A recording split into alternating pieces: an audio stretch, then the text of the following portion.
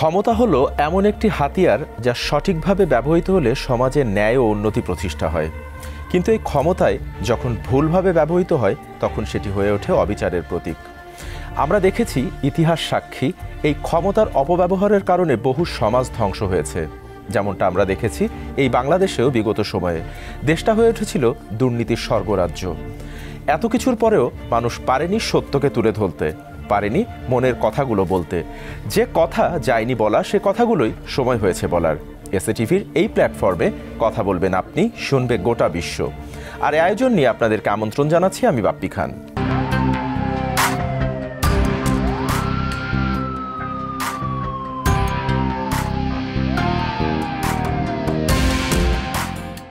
আজ আমাদের সাথে কথা বলার জন্য আমন্ত্রিত অতিথি হিসেবে স্টুডিওতে উপস্থিত রয়েছেন বাংলাদেশ সেনাবাহিনীর একজন সাবেক কর্মকর্তা, লেফটেন্যান্ট কর্নেল শামসুজ্জামান খান, অবসরপ্রাপ্ত, এবং একই সাথে তিনি একজন রাজনীতিবিদ।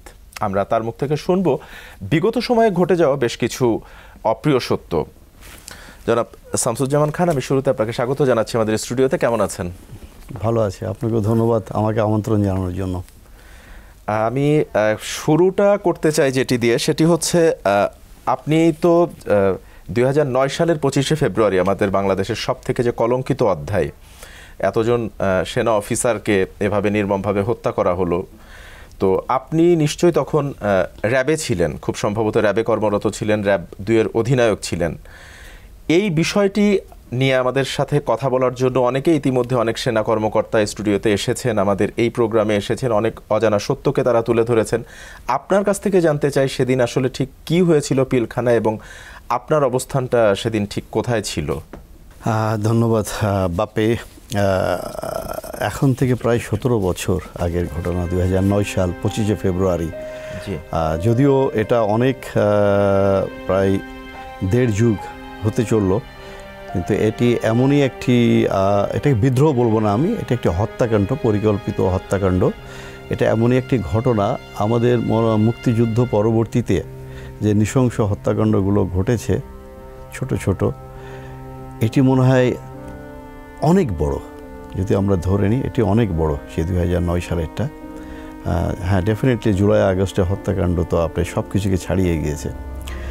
তো আমি ওই সময় র্যাব 2 ঢাকার অধিনায়ক ছিলাম, এবং যেহেতু এই বিডিআর যে পিলখানা তো বিডিআর সদর দপ্তর, এর 5টি গেট আছে, 1 থেকে 1, 2, 3, 4, 5। এর ভিতরে 4 নম্বর এবং 5 নম্বর 2টি গেট। এটা 4 নম্বরটা আপনার যদি খেয়াল করে থাকবেন, এটাকে আমরা অনেক সময় ধানমন্ডি বলি, আবার জিগাতলা, দুটো যে সংযোগ স্থলটা, ওইখানে যে 4 নম্বর গেটটা, আর 5 নম্বর গেটটা আপনার হাজারীবাগের দিকে। 5 নম্বর গেটটা কিন্তু দরবার হলে খুব কাছে, যেখানে মূল হত্যাকাণ্ডটা সংঘটিত হয়েছিল। তো আমি সেই সময় র্যাব 2 অধিনায়ক থাকাকালীন আমি মোটামুটি সকাল 9:15 যখন প্রথম আর কি ঘটনাটা ঘটা শুরু করে, তখনই আমি জানতে পারি। আপনি ডিজিএফআই এর মাধ্যমে আমি জানি।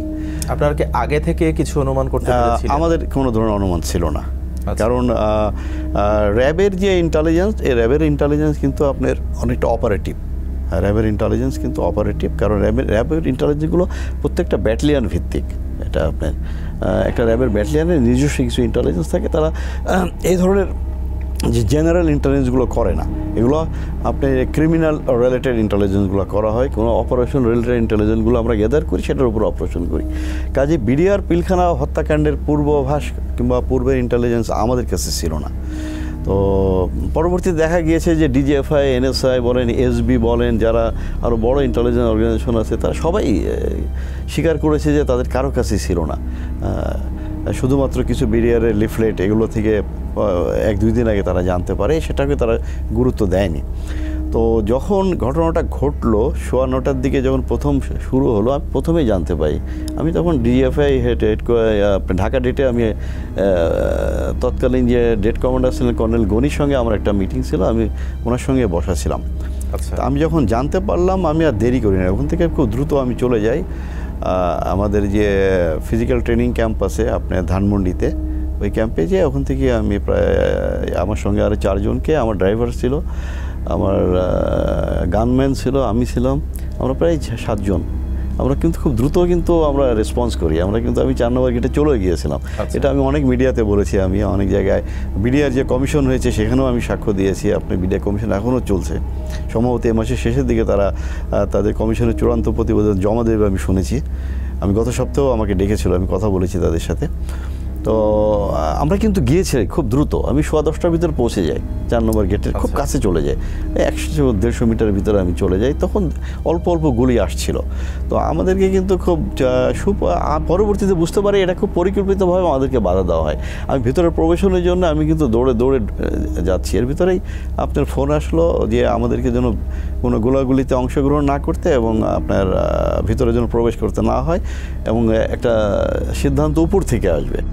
উপর থেকে অর্থ বোঝালো যে যমুনা ভবনে তৎকালীন প্রধানমন্ত্রী, আপনারা সকলে জানেন যে ফ্যাসিস্ট শেখ হাসিনা, যিনি এখন পালিয়ে আছেন আর কি ভারতে, এটা তো পুরো দেশ না সারা বিশ্ব জানে তারা, তখন তিনি কিন্তু আপনার সবাইকে ডেকে নিয়ে একটা মিটিং করছিলেন এবং সেখানকার রেফারেন্স দিয়ে ঘটনার নেপথ্যে মূল উনি ছিলেন। এটা পরবর্তীতে আমরা আস্তে আস্তে আমরা অনেক তথ্য বের করেছি। আমি আমার সুযোগ হয়েছিল কিছু বের করা, পরবর্তীতে আমাকে সুযোগ দেয় নয়, ওটা আমি বলবো আপনাকে। তো আমাদেরকে যেটা করা হলো, বারবার আমাদেরকে বলা হলো তোমরা ভিতরে ঢুকবে না, গুলি করবে না, আমরা পুরো পরিস্থিতি সামাল দিচ্ছি, আমরা একটা শান্তিপূর্ণ উপায়ে এই সমস্যার সমাধান করব। কিন্তু এটা যে আসলে এই ব্যাপক কিলিংটা করা হবে, যে একটা খুব পরিকল্পিত, এবং 2 দিন ধরে শুধু কেউ কিলিং হয় না, এখানে হত্যা হয় না, এখানে নির্যাতন হয়েছে। আপনি শুনে অবাক হবেন যে প্রায় 39 জন তারা আপনার স্বীকারিত্বমূলক জবানবন্দি দিয়েছে 164 ধারায়, যে তারা আমাদের নারীদেরকে নির্যাতন করেছে।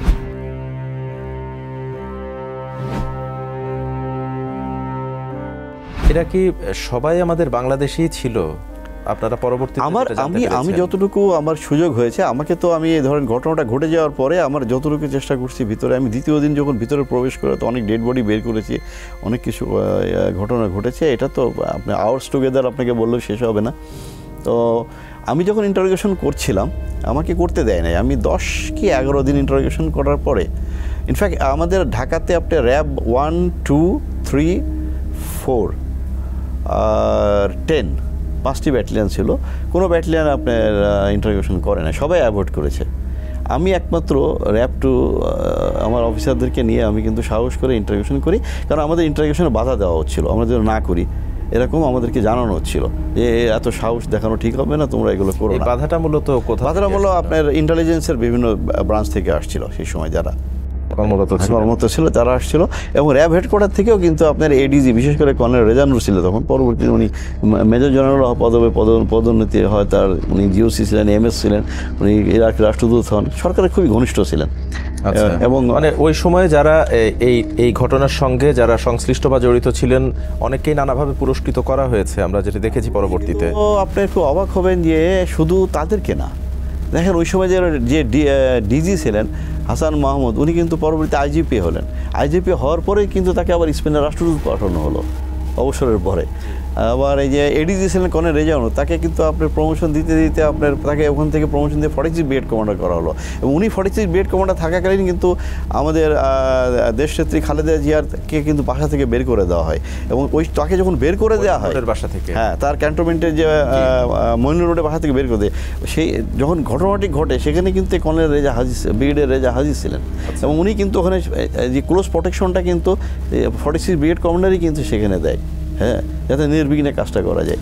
আচ্ছা, এই যে 2009 যে ঘটনাটি ঘটলো, এত বড় একটি ঘটনা, আজ পর্যন্ত যেটির বিচার এই জাতি এখনো দেখতে পারলো না, এই ঘটনার পেছনে মূল স্বার্থ কাদের ছিল বা সবচেয়ে বেশি লাভবান হয়েছে কারা, এটাই যদি আপনি একটু বলেন। শুনুন, বিচারটা কিন্তু তারা শুরু করলো, কিন্তু সবচেয়ে বড় যে বিচারে, যে কোনো বিচারের জন্য যেটা সবচেয়ে বেশি প্রয়োজন, এভিডেন্সগুলো কালেক্ট করা, তাই না? যাদের আপনি বিচার করবেন তাদেরকে একটা সুষ্ঠু তদন্তের মাধ্যমে, জিজ্ঞাসাবাদের মাধ্যমে আপনাকে আগে ইস্টাবলিশ করতে হবে ফ্যাক্টটাকে, যে কারা কারা জড়িত ছিল, কীভাবে জড়িত ছিল, সত্যিকারের অর্থে কাদের জড়িত ছিল, এবং প্রত্যেকের অপরাধের মাত্রাটা কতটুকু। আপনাকে আমি বলেছিলাম যে 10 থেকে 11 দিন আমি ইন্টারোগেশন করার পরে আমাকে বের করে দেওয়া হলো র্যাব থেকে, বের করে দিয়ে বলা হলো যে আমাকে যেন র্যাবে ঢুকতে দেওয়া না হয়। আমাকে ওখানে পার্সন নন গ্রেটা ডিক্লেয়ার করলো যে র্যাব হেডকোয়ার্টারে কিংবা র্যাব ব্যাটালিয়ন, যেখানে আমি 3 বছর চাকরি করেছি, এবং আদেশটা কার ছিল পরে কি জানতে? এই আদেশটা ছিল র্যাব হেডকোয়ার্টারের। আচ্ছা। র্যাব হেডকোয়ার্টারে আদেশ ছিল যে আমাকে যেন র্যাবে ঢুকতে না দেওয়া হয়, কারণ আমাকে বের করে দেওয়ার পরেই কিন্তু র্যাব 2 যে ইন্টারোগেশন করে বের করছিল, আমি প্রায় 400-র মতোকে ইন্টারোগেশন করে ফেলি। আমি কিন্তু 10 না 11 জন কিলার আমি বের করি, এবং তাদের সাথে কারা কারা জড়িত কীভাবে ছিল এই সবগুলো কিন্তু আমি কিন্তু তখন লিখিতভাবে জমা দিই।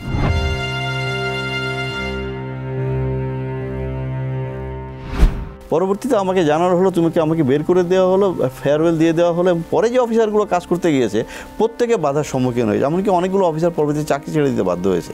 আমাকে তো আপনার প্রমোশন আটকে দিয়ে পরে লেফটেন্যান্ট কর্নেল র্যাঙ্কে বাড়ি পাঠাতে বাধ্য করলো, এবং অসংখ্যবার আমাকে অ্যারেস্ট করতে চেয়েছে। আমাকে মাঝে মাঝেই আর্মি হেডকোয়ার্টারে ডিজিএফআই ডেকে নিয়ে বসিয়ে রাখা হতো এবং বলা হতো তুমি যদি এগুলো নিয়ে কথা বন্ধ না করো তোমাকে অ্যারেস্ট করা হবে। তো আমি কখনো ভয় পাই না, আজও পাই না। আল্লাহ রহমানুর রাহিম, আমি আল্লাহ ছাড়া কাউকে ভয় পাই না।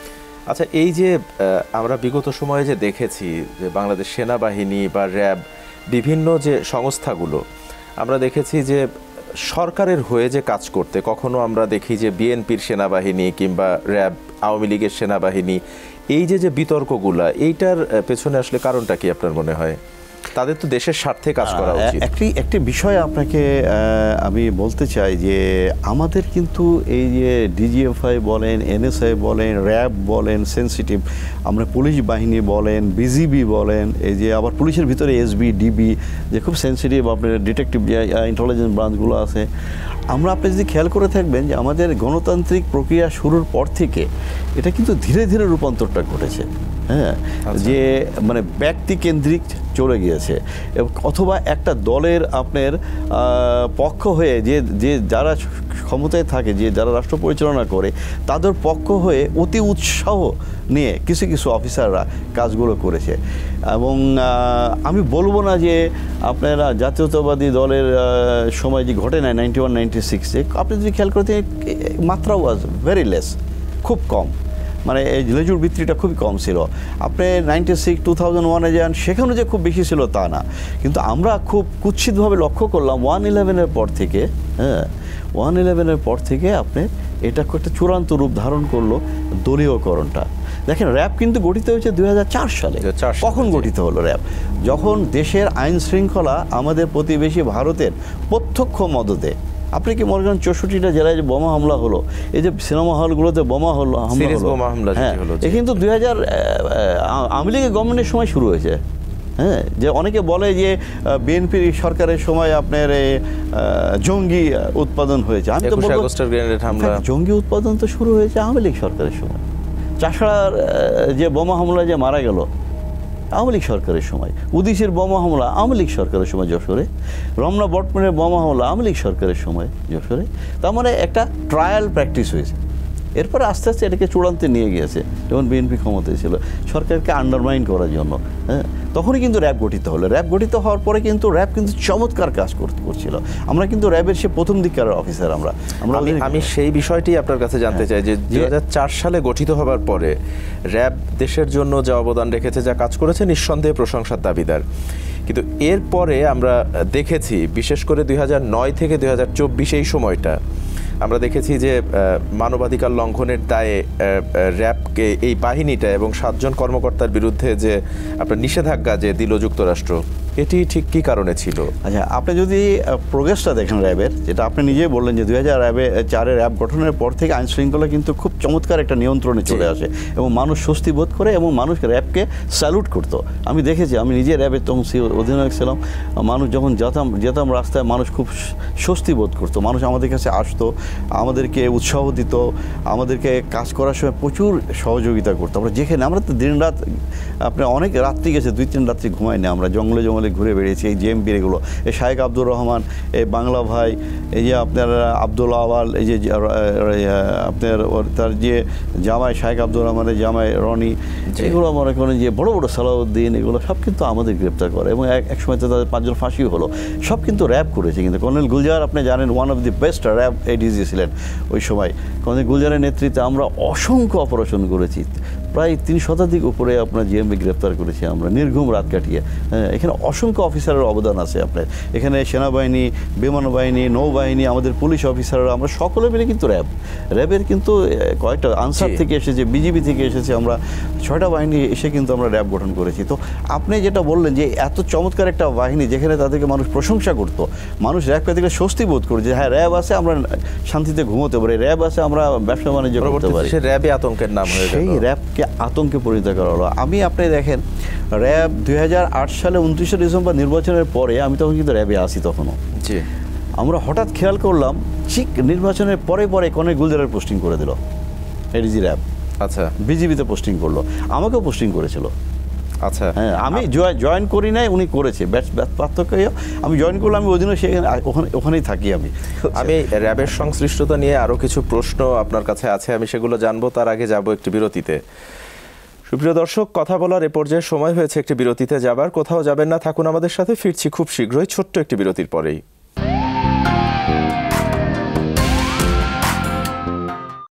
স্বাগত জানাচ্ছি আরও একবার। আপনারা দেখছিলেন যে কথা যায়নি বলা। আমাদের সাথে কথা বলছিলেন সাবেক সেনা কর্মকর্তা লেফটেন্যান্ট কর্নেল শামসুজ্জামান খান, অবসরপ্রাপ্ত।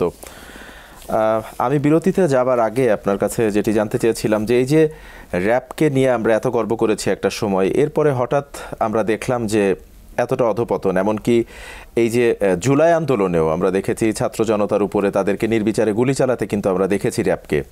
এবং শেখ হাসিনার শাসন আমলে এই যে গুমের মাধ্যমে সংগঠিত যে মানবতা বিরোধী অপরাধ, এতে কিন্তু র্যাবের বেশ কয়েকজন কর্মকর্তার নামও উঠে এসেছে।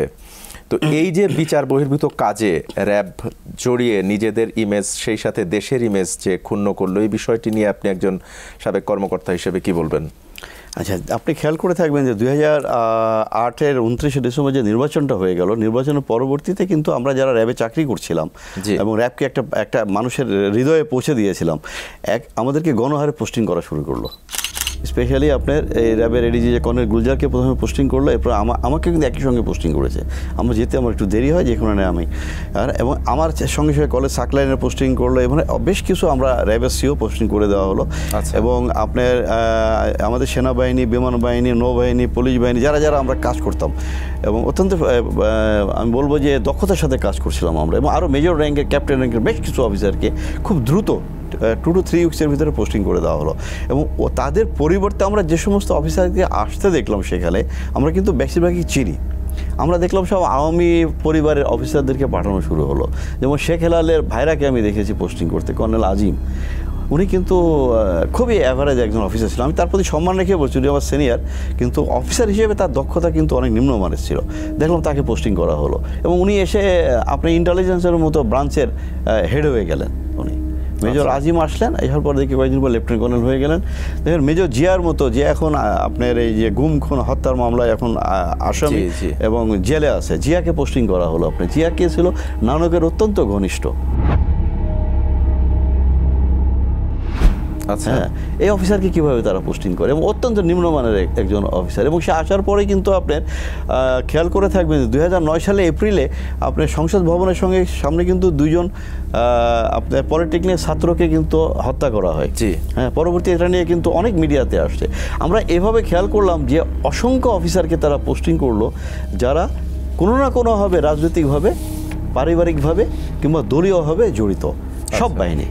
তো এটা ছিল তাদের প্রথম পদক্ষেপ, এটাকে দলীয়করণ করে কিভাবে এখানে মানুষের কাজ না করিয়ে দলের কাজ করানো যায়, যার প্রতিফলন আমরা ধীরে ধীরে দেখতে পেলাম পরবর্তীতে। এবং এই যে ক্ষমতাচ্যুত আওয়ামী লীগ সরকারের যে শেষ কয়েক বছর, আমরা প্রথম যেমন র্যাবকে দেখেছি, আপনিও যেটি বলছিলেন যে বিভিন্ন অভিযানে এবং সফলতার সাথে আপনারা সেগুলো মোকাবেলা করেছেন, নেতৃত্ব দিয়েছেন।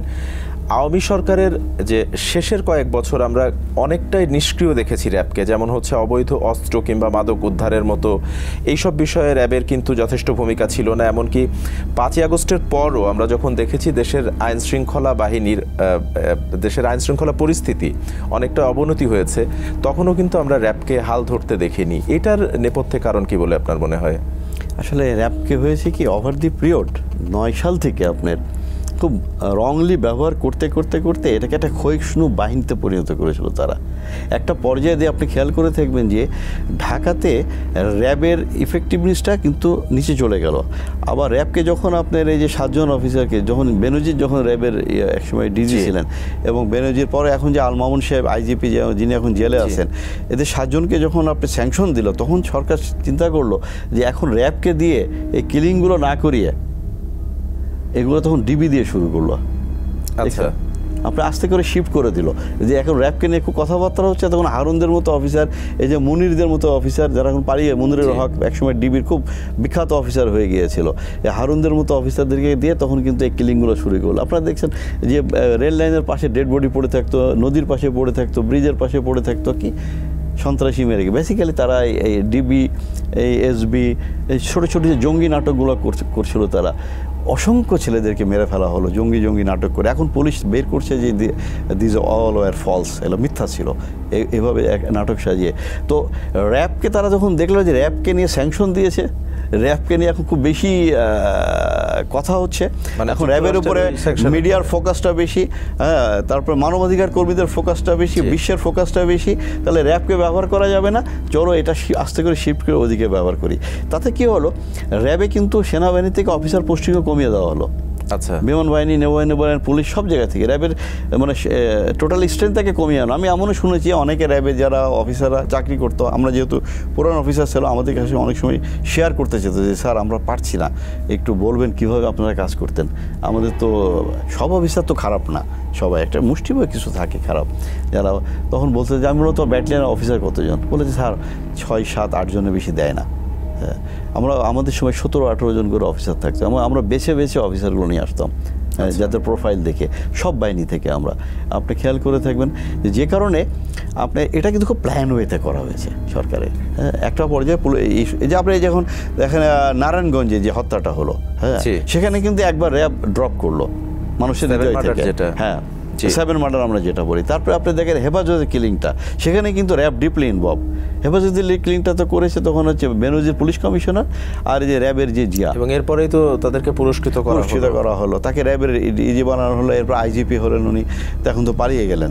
তো এই জায়গায় হেফাজত কিলিংটা এরা কিন্তু র্যাবকে, আর বিজিবি তখন ডিজি ছিলেন জেনারেল আজিজ, আর পুলিশ কমিশনার ছিল বেনজির। এর যে এটা ট্রায়ো ছিল, এটা র্যাব, পুলিশ, বিজিবি মিলে কিন্তু একটা ট্রায়ো, একটা টিম বানিয়ে কিন্তু তারা হত্যাটা করে, এই হেফাজতের হত্যাটা। তো এগুলোর পরেই কিন্তু স্যাংশনটা আসে। যখন স্যাংশনটা আসলো তখন তারা এই সেন্টার অফ গ্র্যাভিটিটাকে আপনি আস্তে আস্তে র্যাব থেকে সরিয়ে পুলিশকে দিয়ে দিল। তখন পুলিশ কিন্তু আবার এই ছোট ছোট জঙ্গি নাটক করে কিলিংগুলো চালিয়ে গেল। তাদের মেইন টার্গেটটা ছিল কিন্তু একটা পলিটিক্যাল ফেয়ারনেস, যাদের কথা বলছিলেন মনিরুল বা হারুন, এই অফিসারগুলো। যে আপনি দেখেন তাদের মেইন টার্গেটটা ছিল যে যেহেতু 2014 সালে একতরফা নির্বাচনটা করে ক্ষমতায় আসলো, এই ক্ষমতা টিকিয়ে রাখতে হলে আপনার কাদেরকে দরকার। দেখেন আপনি সে সময় কিন্তু তাদের মেইন টার্গেট ছিল কিন্তু জাতীয়তাবাদী দল।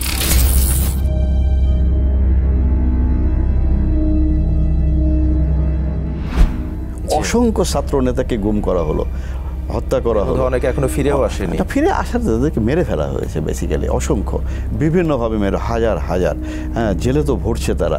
তো এগুলো কিন্তু তখন কিন্তু তারা পলিটিক্যাল এজেন্ডাতে চলে গেল কমপ্লিট।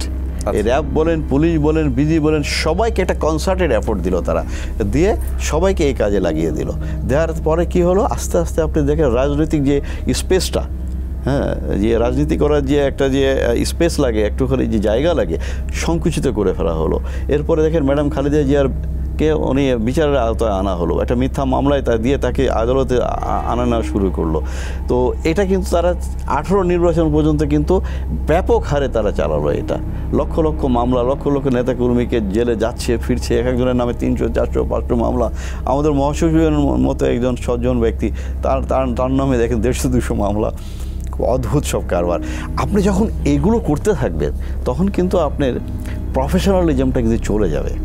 তখন হলো কি, আপনার যারা ভালো অফিসার তাদেরকে কিন্তু পিছনের লাইনে পাঠিয়ে দিল, আর যেগুলো যারা খুব অতি উৎসাহী, যারা খুব লোভী, হ্যাঁ, যারা ক্যারিয়ার এবং যারা চিন্তা করছিল যে এদের সাথে যদি সাথ মেলানো যায় তাহলে তারাও অনেক কিছু আর্ন করতে পারবে, তাদের ভবিষ্যৎ তাদের পার্সোনাল গেইন হবে। পার্সোনাল গেইন তো নিজস্ব সম্পদ তো মেইন ফ্যাক্টর, আর একটা হচ্ছে আপনার প্রমোশন, পোস্টিং। এই অসৎগুলো সামনে চলে আসলো। যখন অসৎগুলো সামনে আসলো তখন আমরা দেখলাম যে র্যাব বলেন, পুলিশ বলেন, সব জায়গায় ডিজিএফআই বলেন, সব জায়গায় কিন্তু এর প্রচণ্ড প্রভাব পড়লো। তো এটা আপনি তো একটা অনিয়ম যদি তৈরি করেন, সে অনিয়ম তো একসময় আর নিয়মে ফিরে আসতে পারে না। এই যে জঙ্গি নাটকের কথাটি যে বলছিলেন, আপনি নিজেও একসময় র্যাবে দায়িত্ব পালন করেছেন। আমরা প্রায় দেখতাম বিগত ফ্যাসিস্টের সময়ে যে কিছুদিন পর পর জঙ্গি অভিযান, এখান থেকে জঙ্গি ধরা হয়েছে। এই যে বোম ব্লাস্ট হয়েছে, আমরা বিভিন্নভাবে দেখেছি মিডিয়াতে। এই জঙ্গির পেছনে আসলে এর পেছনে কারণটা কি ছিল? এই যে এত জঙ্গি নাটক, জঙ্গি ধরা অভিযান। দেখেন, এর পিছনে দুটি ছিল। একটি আমাদের প্রতিবেশী ভারত। আচ্ছা, তারা তো সবসময় ল্যামেন্টিং করতে চায় যে বাংলাদেশ একটি জঙ্গিবাদ রাষ্ট্র। হ্যাঁ, বাংলাদেশ হচ্ছে এখানে র্যাডিক্যালিজম প্র্যাকটিস করা হয়, এবং এই র্যাডিক্যালিজম যেহেতু বাংলাদেশে প্র্যাকটিস করা হয়, কাজে এখানে নজর রাখতে হবে। কারণ ইসলাম ফোবিয়াতে তারা ভুগে। তারা নিজের দেশে কিন্তু মুসলমানদেরকে হত্যা করছে বিনা কারণে। তাদের মানে যে বেসিক রাইটগুলো তারা দিচ্ছে না। কিন্তু এখানে খেয়াল করবেন যে তারা এগুলোকে প্রমোট করতে চায়। প্রমোট করে তাহলে সুবিধা কী হবে? তাদের যে এই যে আপনার দালাল যে দলটি আছে আপনার, আমাদের আওয়ামী, তাদের যে সবচেয়ে বড় আর কি এদের যে ফ্যাসিস্ট শেখ হাসিনা আছে, যাকে পৃষ্ঠপোষকতা করে তারা, তাহলে কি হবে? এখন র্যাডিক্যালিজম থেকে যদি আপনি এক্সপোজ করতে পারেন ওয়েস্টার্ন ওয়ার্ল্ডের কাছে, বিশ্বের কাছে, তাহলে আপনি কী হবে? আপনি বলতে পারবেন যে এরাই হচ্ছে, এই আওয়ামী এরাই হচ্ছে, এবং তাদের যে দালাল আরও যে ছোটো ছোটো দলগুলো আছে, এরাই হচ্ছে প্রকৃত বাংলাদেশ শাসন করার জন্য অধিকার রাখে। কারণ আদারওয়াইজ বাংলাদেশ আপনি একটা মুসলিম মেজরিটি কান্ট্রি, এখানে আপনার যে ইসলামী জঙ্গিবাদ এটা গ্রো করবে। তাহলে ইসলামী জঙ্গিবাদ গ্রো যদি থামাতে হলে তাহলে আপনাকে ছোটো ছোটো জঙ্গি অ্যাক্টিভিটি দেখাতে হবে। তখন আমাদের এই যে তরুণ যারা বাচ্চাগুলো, যারা একটু হয়তো নামাজি কিংবা নামাজকে তারা প্রমোট করে, বিভিন্ন মিডিয়াতে হয়তো তারা নামাজ, ইবাদত, কোরআন, আল্লাহ রাসূলের সুন্নাহ এগুলো নিয়ে কথা বলে, তখন তাদেরকে থামিয়ে দেওয়ার জন্য কিন্তু এইসব নাটকগুলো করা হয়। আর সাথে আপনার ভারতের যে এজেন্ডা, এই দুটোকে একসাথে মিলিয়ে তাদের ক্ষমতাকে তারা দীর্ঘায়িত করে। এবং দেখেন 2018 নির্বাচনে কিন্তু তারা খুব চমৎকার হয়ে রাতের ভোট করে নিল। তখনও কিন্তু তারা ওয়েস্টার্ন ওয়ার্ল্ডগুলোর সাপোর্টটা পেয়ে গেল, এই একই জিনিস। এরপরও কিন্তু জঙ্গিগুলো টুকটুক করে চালাচ্ছিল তারা। আপনি যখন ছিলেন র্যাবে, এই জাতীয় অর্ডার যখন আসতো, যেই কথাগুলো আপনি বলছিলেন, উপর মহল থেকে যখন এই জাতীয় অর্ডারগুলো আসতো, আমি জানি না যে ওই সময়টাতে আসলে ঠিক কতটা এভাবে চাপ প্রয়োগ করা হতো। তো ওই সময় তখন আপনাদের সিদ্ধান্ত কি থাকতো? আচ্ছা, আমি আপনাকে অত্যন্ত দৃঢ়তার সাথে বলি, আমি ভীষণভাবে আল্লাহ বিশ্বাসী মানুষ। আমাদেরকে কখনোই বাংলাদেশ জাতীয়তাবাদী দলের সময় আমি র্যাবে জয়েন করি। আচ্ছা, আমাদের স্বরাষ্ট্রমন্ত্রী ছিলেন লুৎফুজ্জামান বাবর। উনি পরিষ্কার বলতেন আমাদেরকে, দেখেন আমাদের প্রধানমন্ত্রী এবং আমাদের মহাসচিব তখন মান্নান ভূঁইয়া ছিলেন, বলে পরিষ্কার আদেশ আছে, র্যাব কোনো ধরনের রাজনৈতিক অ্যাক্টিভিটিতে জড়িত হবে না। আর আপনারা কখনোই কোনো মন্ত্রী এমপিদের কথায় প্রভাবিত হবেন না। কোনো প্রফেশনাল কোনো কিছু যদি থাকে যেটা সত্য, ন্যায়, শুধুমাত্র সেটা অ্যাড্রেস করবেন। আপনি খেয়াল করে থাকবেন যে আমরা 2004, 5, 6, 7 মানে 6 পর্যন্ত বিএনপি থাকাকালীন সময়, এমনকি বিএনপির কেয়ারটেকার গভর্নমেন্ট আসার পরেও কখনো র্যাব কিন্তু কোনো রাজনৈতিক বিতর্কে জড়ায়নি। তাহলে আমি মাঝখানে একটু ইন্টারাপ্ট করি যে আওয়ামীর সময়ে যে আমরা কিছু কথা শুনতাম যে র্যাবকে প্রতিষ্ঠা করা হয়েছিলই হচ্ছে বিএনপির সুবিধা নেয়ার জন্য, বা তারা যাতে সুবিধা পায়, এই কথাটি তাহলে ভিত্তিহীন ছিল? পুরোপুরি মিথ্যা। কারণ র্যাব প্রতিষ্ঠাই হয়েছিল দেশের আইন শৃঙ্খলাকে নিয়ন্ত্রণে আনার জন্য। আর যে জঙ্গি যে সাবজেক্টটা আমাদের প্রতিবেশী ভারতের সত্যিকার অর্থে ভারতের যে আপনার অর্থায়নে এবং ভারতের সহযোগিতায় যে জঙ্গিটা এখানে বাংলাদেশে যে একটা চালু করে দিয়ে এটাকে একটা রেডিক্যাল কান্ট্রিতে রূপান্তরিত করে আওয়ামী ফ্যাসিস্টদেরকে বসানোর, যেটা আমরা দেখেছি 16 বছর কিন্তু এই প্র্যাকটিসটা করে বসিয়েছে, এটাকে আপনার দমন করানোর জন্য কিন্তু র্যাবকে করা হয়। এবং দেখেন র্যাবের এই সময় কিন্তু শুধু জঙ্গি না, আপনি দেখেন যে দেশের চুরি ডাকাতি বলেন, আপনি দেখেন মাদক প্রচণ্ডভাবে নিয়ন্ত্রিত হয় মাদক সে সময়, র্যাবের সময়। আমরা কিন্তু অসংখ্য অপারেশন করেছি এই মাদক এগুলো নিয়ে। তারপরে আপনার দেখেন ভিআইপি যে অবৈধ যে ভিআইপি ব্যবসা আমরা কিন্তু একদম অলমোস্ট জিরোতে এনেছিলাম। তখন কিন্তু হুন্ডি ব্যবসাও কিন্তু আপনার অলমোস্ট জিরোতে চলে আসে। এটা যদি একটু সংক্ষেপে বলেন, যেটি বলছিলেন মাত্র যে ইন্ডিয়ার অর্থায়নে এবং মদদে যে জঙ্গি নাটকের, এইখানে তাদের ভূমিকাটা ঠিক কি ছিল যেটা এতদিন জাতি জানতে পারেনি, এই বিষয়টা যদি একটু সংক্ষেপে বলেন। না, আপনি দেখেন যে আমরা যদি বিডিআর কার্নেজে চলে যাই, জি আপনি খেয়াল করেন যে বিডিআর কার্নেজ এটা কি আসলে বিডিআর বিদ্রোহ, ডাল ভাতের জন্য বিদ্রোহ? ইম্পসিবল। বিডিআরে আমি চাকরি করেছি 2 বছর, বিডিআর বিদ্রোহের পরেই আমি যাই। বিডিআরের সৈনিকদের সাথে আমাদের অফিসারদের খুব চমৎকার একটা আন্ডারস্ট্যান্ডিং। ওখানে তো অফিসার 2 থেকে 3-4 জন থাকে একটি ব্যাটালিয়নে, বাকি 800 বিডিআর। আমরা একই দেশের সন্তান, একই সাথে বড় হয়েছি আমরা। হ্যাঁ, কেউ বিডিআরে কেউ সেনাবাহিনীতে আমরা যাই, একই পরিবারের মতো। আপনার তো আমাদের নিজেদের আত্মীয় স্বজন আছে, তাদেরও আছে। এর ডাল ভাত ছিল একটা ইস্যু। আচ্ছা, বিডিআরের এই ছেলেগুলোকে ধীরে ধীরে ডেভেলপ করা হয়, তাদের ভিতরে ঢোকানো হয়, যে কারণ ভারত কখনোই চাইতো না যে আমাদের বিডিআর সেনাবাহিনী দ্বারা কমান্ড করা হোক। কারণ আমাদের বিডিআরের আপনি যে প্রশিক্ষণ, বিডিআরের যে আপনার ডিসিপ্লিন মান, তাদের বিএসএফের চেয়ে আপনার 10 টাইম বেটার। একটি বিএসএফের 3টি ব্যাটালিয়নের এগেনস্টে আমাদের একটি ব্যাটালিয়ন ডিপ্লয় থাকে। আমাদের একটি ব্যাটালিয়নের সাথে তারা পারফরমেন্সে পেরে ওঠে না বর্ডারে। তো এরকম একটা বাহিনী, এটা কিন্তু শুধুমাত্র সেনাবাহিনীর কারণে কিন্তু সম্ভব হয়েছিল। কারণ বিডিআরের টোটাল ট্রেনিংটা আমরা সেনাবাহিনীর আদলে করি, যে কারণে বিডিআরের সৈনিকদের মনোবলও অনেক উঁচু, তাদের ফিজিক্যাল স্ট্রেংথও অনেক উঁচু এবং মেন্টালিও তারা অনেক উঁচু, এবং তারা অপারেশনাল যে কোনো ডিউটি করতে তারা পারদর্শী। তো তাদের টার্গেট ছিল যেভাবে হোক এখান থেকে সেনাবাহিনী অফিসারদেরকে বের করতে হবে। যদি এটা করা যায়, এবং চেষ্টাও করেছিল তারা, কিন্তু শুরুতে কথা হয়েছিল না যে সেনাবাহিনী বের করে দেন, পুলিশকে দিতে পারেন, কিংবা বিসিএস ক্যাডার এনে এখানে আপনি কমান্ড করেন, এটা একটা ছিল। কারণ এটা যদি করতে পারো, কারণ বিডিআরকে কিন্তু আমাদের সেকেন্ডারি ফোর্স। আচ্ছা, যে কোনো যুদ্ধকালীন সময় বিডিআর কিন্তু আমাদের মিলিটারির সাথে একসাথে কিন্তু কাজ করতে পারবে, যুদ্ধ করতে পারবে। সেভাবে কিন্তু বিডিআরকে কিন্তু শহীদ প্রেসিডেন্ট জেনারেল জিয়া কিন্তু বিডিআরকে কিন্তু আপনার পদাতিকের আদলে আর কি, আমরা বলি যে লাইট ইনফেন্ট্রি বলে আর কি, ওই ওয়েপন দিয়ে কিন্তু আপনার আর্ম করেছিলেন। আমি আরও কিছু মূল্যবান কথা আপনার থেকে জানবো, তার আগে সময় হয়েছে আরেকটি বিরতিতে যাবার। আমি বিরতির পরে এসে আরও কিছু কথা জানবো। Thank you. দর্শক, সময় হয়েছে আরও একটি বিরতিতে যাবার। কোথাও যাবেন না, ফিরছি খুব শীঘ্রই ছোট্ট একটি বিরতির পরেই।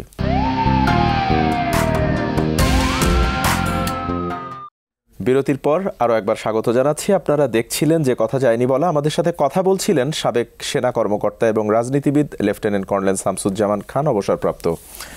স্যার, আমি বিরতিতে যাবার আগে আপনি বলছিলেন যে এই যে ভারতের মদদের যে বিষয়টি এবং তাদের আমাদের দেশের যে বিডিআর ছিল বা বিজিবি, তাদের ভেতরে যে এই যে বিষয়গুলো পুশ করা, যে কথাটি বলছিলেন, এই জায়গাটা থেকে যদি আবার একটু আমরা আসি। হ্যাঁ, আমরা বিডিআর বিদ্রোহটা আসলে নিয়ে আমরা বেশ কিছু কথা বলেছি, আমরা র্যাব নিয়ে কথা বলেছি আমরা। এখন আপনি খেয়াল করেন যে বিডিআর বিদ্রোহটা যখন ঘটলো, আপনি সঙ্গে সঙ্গে দেখেন যে আমাদের টিভিগুলোতে, ইলেকট্রনিক মিডিয়াগুলোতে আসার আগে কিন্তু ভারতের মিডিয়াতে এনডিটিভিতে দেখা যায়, এবং পরবর্তীতে যখন লাশগুলো কিছু ড্রেন দিয়ে বেরোলো, ওরাও কিন্তু তার আগে দেখালো। এবং জেনারেল শাকিল যে কিল্ড হয়েছে, মাকে মেরে ফেলা হয়েছে, হ্যাঁ, জেনারেল শাকিলকে কিন্তু আমি পরবর্তী যখন ইন্টারোগেশন করি, জেনারেল শাকিলকে মেরেছিল কিন্তু আপনার যে কয়জন, তাদের ভিতরে ছিল আপনার কাজল, সৈনিক কাজল, মোহিত, সাইফুল আর আপনার হচ্ছে সেলিম। এই চারজনই কিন্তু বিডিআরের জওয়ান। হ্যাঁ, বিডিআরের জওয়ান। এই চারজনই কিন্তু ওনাদেরকে বের করে নিয়ে আসে। আমি এর ভিতরে সাইফুলকে ধরে আমি পুরোটা বের করে ফেলি ঘটনাটা। সাইফুলকে আমি মোবাইল ট্র্যাক করে ধরি, কিন্তু পরবর্তী সাইফুলকে ধরার একদিন পরে আমাকে বাইর করে দেওয়া হলো র্যাব থেকে। যে দেখলো, তারা দেখছিল যে আমি আস্তে আস্তে ভিতরে খবরগুলো পেয়ে যাচ্ছি। তো এখানে কিন্তু জেনারেল শাকিলকে কিন্তু ব্রাশ ফায়ার করে কিন্তু হত্যা করে কিন্তু বলা হয়, কেউ বলে মোহিত, কেউ বলে কাজল। হ্যাঁ, সম্ভবত যে কোনো একজন তারা করেছে, এবং চারজনই করেছে ইনফ্যাক্ট। তো আপনার জেনারেল শাকিলের হত্যাটাও কিন্তু আপনার এনডিটিভিতে দেখানো হলো, হ্যাঁ, যে তাকে মেরে ফেলা হয়েছে। অথচ তখন আমাদের দেশের মিডিয়া কিন্তু তখন দেখাতে পারে না তারা। হ্যাঁ, এবং শেখ হাসিনা তখন জানতো। আচ্ছা, কারণ শেখ হাসিনাকে জেনারেল শাকিল ফোন করেছিল, যেটা আমাদের আপনার মিডিয়াতে দেখেন এখনও আসে, যে প্রধানমন্ত্রী আমরা এই অবস্থায় আছি, আপনি বাঁচান আমাদেরকে। জেনারেল কর্নেল গুলজার আমাকে ফোন করেছে যে তুই দ্রুত ভিতরে আয়। আমি কিন্তু বলছি, স্যার আমি আসতেছি এবং আমি ঢোকার চেষ্টা করতেছি, আমাকে বাধা দেওয়া হচ্ছে। ওখান থেকে আরও কয়েকজন অফিসার আমাকে ফোন করে, কর্নেল এমদাদ ফোন করে, মেজর হাসান। সময় মতো আপনারা যেতে পারলে, আমরা যেতে পারলে যে কেটা হয়তো ক্যাজুয়ালিটি কম হতো। হ্যাঁ, আমরা হয়তো নিজেরাও মারা পড়তে পারতাম, কিন্তু আমাদের যেটা হতো এনগেজটা করলে তখন সবাই হয়তো আপনার বিদ্রোহে জড়িত হতো না, কিংবা ওরা সবাইকে বিদ্রোহে জড়িত করতে পারতো না। অনেক বিডিআর সৈনিকরা আছে যারা বাধ্য হয়েছে অস্ত্র হাতে নিতে, তারা হয়তো না নিলে তখন হয়তো স্ট্রেংথটা কমে আসতো তাদের কাছে। বিদ্রোহটা আপনার এভাবে 2 দিন ধরে চলতো না, হয়তো 1-2 ঘন্টার ভিতরে শেষ হয়ে যেত। তো আপনার যেটা বলতে চাচ্ছিলাম যে এই জেনারেল শাকিল এগুলো এনডিটিভি দেখাচ্ছে, তাই না? আপনি যদি একটু পিছনে ফিরে যান, হ্যাঁ, আমাদের যে রোমারি ঘটনাটা যখন ঘটে হ্যাঁ এতে আপনি খেয়াল করেন যে রোমারিতে কিন্তু আপনার আমাদের মাত্র একটি বিওপিতে কিন্তু তাদের 2টা কোম্পানি এসে অ্যাটাক করে, বিএসএফের 2 কোম্পানি, প্রায় 300 বিএসএফ সদস্য অ্যাটাক করে। আমাদের মাত্র কোম্পানিতে ওখানে অস্ত্র নিয়ে ছিল মাত্র 8 না 9 জন ছেলে ছিল। এই 8-9 জন কিন্তু 2 কোম্পানিকে কিন্তু ঠেকিয়ে দেয়, এবং তাদের কিন্তু অসংখ্য, আমরা শুনেছি যে তাদের শতাধিক আপনার ক্যাজুয়ালিটি হয়, যদিও 17টা ডেড বডি আমাদের দেশ থেকে তারা বের করে নিয়ে যায়। তো আপনার তখন থেকে কিন্তু তাদের একটা টার্গেট ছিল। ওই সময় কিন্তু জেনারেল শাকিল কিন্তু রংপুরের সেক্টর কমান্ডার ছিলেন। আচ্ছা, যে জেনারেল শাকিল, তো উনি কর্নেল।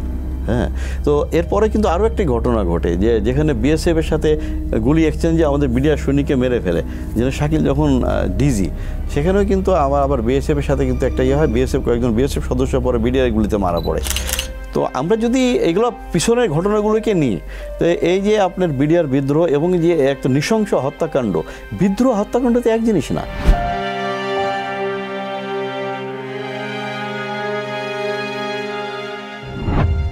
দিনে 2 দিন ধরে আপনি হত্যা করছে 57 জন অফিসারকে, হ্যাঁ, যেখানে পুরো মুক্তিযুদ্ধে 9 মাসে আমাদের মাত্র 13 না 14 জন অফিসার মারা গিয়েছে, আর আপনি 2 দিনে আপনি মেরে ফেলেন 57 জনকে, এতগুলো মেরে ফেলেন আপনি, জেনারেল থেকে শুরু করে ক্যাপ্টেন।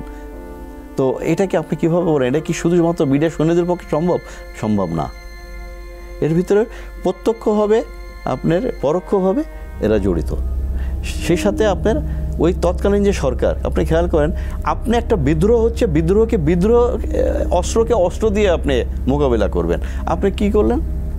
আপনার সাধারণ ক্ষমা ঘোষণা করলেন। আপনি কি করলেন? ওখানে যারা আমরা গেলাম কাউকে আপনি গুলি করতে দিচ্ছেন না, সবাইকে আপনি বাধা দিচ্ছেন। আপনি সাদা পতাকা হাতে করে আপনাদের কিছু নেতাকর্মী পাঠালেন, এবং পাঠালেন কাদেরকে? মির্জা আজমকে, যার দুলাভাই শায়েক আব্দুর রহমান জঙ্গি প্রধান ছিলেন জেএমবির, তার ভাগ্নে জামাই সানি জঙ্গির হচ্ছে সবচেয়ে বড় অপারেশনাল কমান্ডার ছিল, যাদেরকে ফাঁসি দেয়, এবং তাদেরকে কে ধরেছিল? কর্নেল গুলজার। আচ্ছা, এবং আমাদের কাছে তথ্য আছে, আমি ইন্টারভিউশনের সময় পেয়েছি যে এই মির্জা আজম আপনার 25 ফেব্রুয়ারি রাত্রে আপনার দরবার হলের ভিতরে ঢুকে সে ওখানে যে লাশ খুঁজে কর্নেল গুলজারের লাশ খুঁজে দেখছিল। সে সময় মেজর মুনির নামে একজন অফিসার বেঁচে ছিল সিনিয়র ভিতরে। সে নিজে মির্জা আজমের গলা শুনছে, এবং সে হাসতে শুনেছে যে সে হাসছে এবং সবার সাথে আলাপ করছে, লাশগুলো খুঁজে দেখতে। 25 ফেব্রুয়ারি রাত্রে আপনি তো আপনি কাকে পাঠালেন? মির্জা আজমকে। আপনি কাকে পাঠালেন? নানককে, যে গান পাউডার দিয়ে মানুষ হত্যা করেছে, যে মেজর জিয়ার মতো অফিসারকে এনে পরবর্তীতে শত গুম খুন হত্যার সাথে লেলিয়ে দিয়েছে, এই নানককে পাঠালেন আপনি, তাই তো? তো মির্জা আজম নানককে কেন পাঠালেন? ওয়ারেসেদ বিলালকে পাঠালেন, যার ভাই কর্নেল তাহেরের ফাঁসি নিয়ে তাদের প্রচুর রিজার্ভেশন আছে, তারপরে আপনি ইচ্ছা করে এগুলোকে পাঠিয়েছেন। হ্যাঁ, তারপরে কারা গেল ওখানে আমরা দেখলাম, পরে কর্নেল আজিজ গিয়েছিল, পরে তাকে সেনাপ্রধান বানালেন, সরহদ্দি গিয়েছিল, পরে তাকে লেফটেন্যান্ট জেনারেল বানালেন। প্রত্যেকে কিন্তু খুবই বিতর্কিত অফিসার বাংলাদেশ সেনাবাহিনী, তাদের ভূমিকা আমরা সবাই জানি। তো আপনি যদি এগুলো অ্যাক্টিভিটি দেখেন তাহলে বুঝতে পারবেন যে পুরা একটা অর্কেস্ট্রেট আর কি, আপনার অর্কেস্ট্রেট এবং কনসার্টের একটা এফোর্ট ছিল। এটা রাজনৈতিক এবং ভারতের এবং বিডিআরের কিছু সৈনিক সব মিলে এটা সুন্দর একটা অপারেটিভ। এবং আমি যখন ইন্টারোগেশন করতে যাই, আমি কিন্তু বেশ কিছুকে ধরি, যেমন সুবেদার তোরাব আলীকে ধরলাম, যে নামটা খুব আলোচনায়। হ্যাঁ, সুবেদার তোরাব আলী, যে হচ্ছে হাজারীবাগে আপনার 39 নম্বর 40 নম্বর ওয়ার্ডের আপনার আওয়ামী লীগের সভাপতি। তোরাব আলী অত্যন্ত নিম্নমানের একজন সুবেদার ছিল। এবং যে জাকিরকে ধরলাম, যার কম্পিউটারে আমি কিন্তু পুরো প্ল্যানটা খুঁজে পাই, আচ্ছা, কম্পিউটারের ভিতরে যে হত্যার যে প্ল্যানটা, তারা এখানে অসংখ্য মিটিং করে। এবং আমি ওখানে বেশ কিছু কিলারকে পেয়েছি যাদের পকেটে আমি তাপসের ভিজিটিং কার্ড পর্যন্ত পেয়েছি। জিজ্ঞাসা করলাম, বলে তাপস আমাদের পিলখানার ভিতরে আসতেন। উনি যে মসজিদের ওখানে মিটিং করতেন এমন না, উনি আপনার পিলখানার ভিতরে ক্যান্টিনে পর্যন্ত গিয়েছেন। এবং এই আপনার যে 25 ফেব্রুয়ারি আগে কিন্তু তাপসের সাথে তারা দেখা বন্ধ করেছে। তাপস অনেক কিছু আশ্বাস দিয়ে, তাপস জানতো না যে এই কিলিংটা হবে, জানতো, নানক জানতো, মির্জা আজম জানতো, শেখ সেলিম জানতো, সারা খাতুন জানতো, তারা প্রত্যেকে গোপন রেখেছে।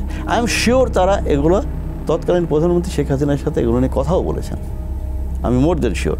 কিন্তু তারা পুরো বিষয়টাকে একটা প্যাকেজের ভিতরে ফেলে রেখেছেন। হ্যাঁ, দেখি না কি ঘটে, দেখি না কি ঘটে। হ্যাঁ, তারা হয়তো আন্দাজ করতে পারে না এত বড় কিলিং হবে, আমার ধারণা যে এত বড় কিলিং হবে, কিলিংটা হয়তো বেশি হয়ে গেছে।